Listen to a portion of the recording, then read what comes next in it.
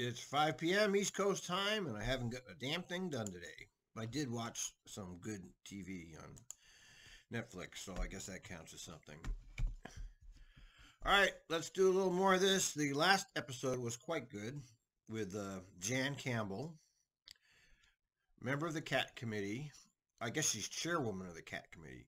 Big cheerleader for TRIMET, by the way. She's a very big cheerleader for TRIMET. So this isn't somebody like me. This is somebody who's on their side and speaks up for them. And even she said no to this ridiculous fare increase. Let's put this, what's happening, in a little context here for those of you who don't follow events. What's happening is that the oligarchy is squeezing the life out of people. For example, in France, the dictator there decided he was going to unilaterally change the retirement age. That's called austerity, okay? They're forcing people to work 2 more years than they signed on for. That's called austerity, and set off massive riots over there. And the pigs being pigs are beating the hell out of the French now. Because no matter where you go, pigs are always the same. They love to beat the hell out of people. So this is a version of that. This is another version of that. We know the reason they're raising the fares. We've listened to it 100 times. It's the banks. They're lying when they say, oh, we need this money. That's just a lie. Don't forget, government lies to you every day of the week, every week of the year, every year. It's nothing but lies. Endless lies come from your leaders. Trump, Biden, DeSue, Wheeler, whoever that new governor is, I don't even know what her name is. Kotek, is it? Yeah. They got some new mayor here in Boston, a new governor here, new governor and new mayor. Mayor Wu. I was hoping she was going to be better than she ended up. And I don't even know the governor's name here. I don't care about it either, because I know it's bullshit. So let's continue with this. Or no. Anyway, the point I'm making is that they're following the demands of the oligarchy, which demanding extraction of wealth from the people who can least afford it, and they're going to do it because they are agents of the oligarchy. They don't have a soul.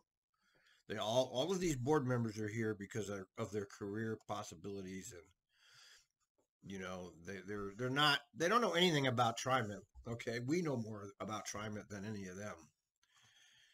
And as we've seen in other video clips, I'm not going to keep replaying these clips over and over for those of you who haven't followed this material. The fares. Well, I've lost my train of thought. Okay, whatever. Yes, it is, Diana. Yes. As a member of Extinction Rebellion PDX, who I'm testifying for today, we were appalled to hear that while over 100 other cities are starting fareless transit to reduce emissions and lower the use of single-occupancy vehicles, that TRIMET will be proposing fare increases. We are within decimal points of triggering irreversible tipping points, which the world's best climate scientists say will likely lead to the deaths of millions of humans and species. The effects of climate chaos are already being seen globally, nationally, and locally. Fares are unreliable revenue and should not be the basis of a sound fiscal transit strategy.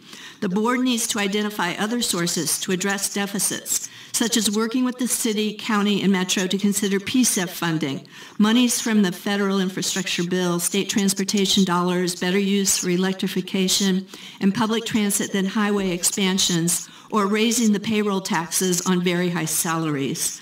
Eliminating fare enforcement could free up additional dollars while eliminating stress and increasing safety for drivers freed from enforcement. It will make transit more comfortable and equitable. TRIMET should consider a phased-in fareless strategy, focusing first on frontline community members. Many transit-dependent folks have no option but to keep going to work had no option but to keep going to work, providing services for us all during the pandemic, and are currently harder hit by inflation. It should not be more difficult for them to get to jobs, grocery shops, see family, or medical providers. Transit needs to be more accessible and more efficient. As a senior citizen who does not have good night vision and doesn't like traffic congestion, I often rely on transit. I also have respiratory issues, which transit, electrification, and decreased use of single vehicle miles traveled may help alleviate.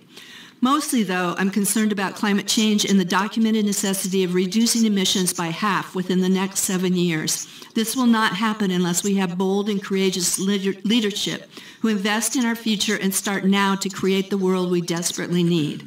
I urge you to rethink funding strategies and drop the plan to increase fares, which are not fair. Which is not fair. We need to move towards fareless transit and reliable funding foundations. Going fareless will increase ridership, reduce traffic congestion, clean up our air, and slow climate change. It's the best way forward, and we need TRIMET leadership to see it through incrementally, starting now. Thank you, Diana. The next two Turn it off. Okay. Yes, yes on every one of her points. Yes. But will it happen? No. I'm so sorry. People with good intentions come to these meetings, and it's all for nothing.